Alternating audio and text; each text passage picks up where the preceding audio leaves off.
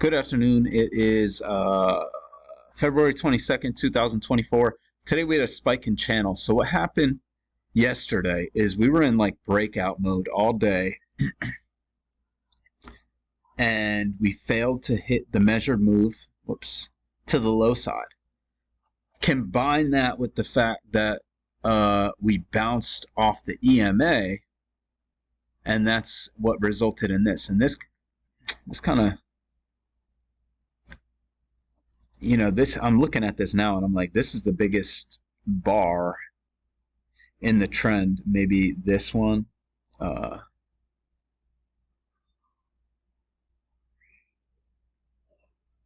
points. What was today? Okay, so it's almost as big as this one at the beginning of the trend. So I mean, maybe this is a buy climax. I don't know. But anyway, combined with the fact that we bounced off the EMA yesterday, we failed to hit this measure move to the low side. So when we went to the high side, you can see right after market closed, we had this crazy sell-off, and then it just bounced, and we got this spike in channel, and that's what created the move today. So we'll take a look here. I just want to point out, just play with your charts a little bit, at least. I mean, this is so much clearer than this. And so, this is the MES, but at 6,500 ticks, larger time frames, and it's just clear. So anyway, I think 5 o'clock comes in like right around here, yeah. So we're pulling back, clearly bullish bias, but you might look at it like we have a break and a move to a new high. So I wouldn't really. I mean, maybe you consider buying in here. That looks like a.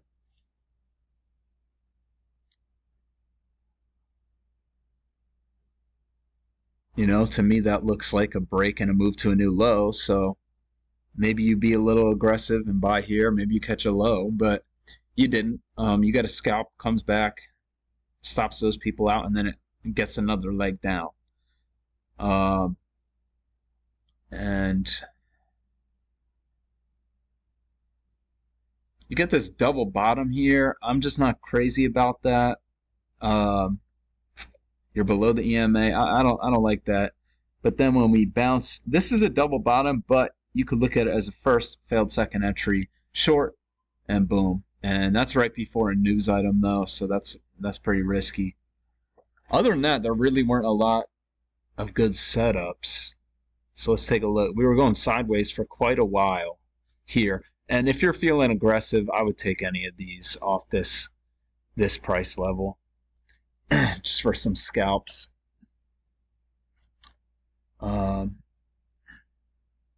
We go up, break out of this range. First time breakout failed, as usual. I mean, these are good-looking shorts, but the bias is so heavily up. I don't think you want to take that. Look, we couldn't. We're making higher lows. It's not a good idea. So then we get, really, I would say, confirmation of the trend channel right here with this congestion.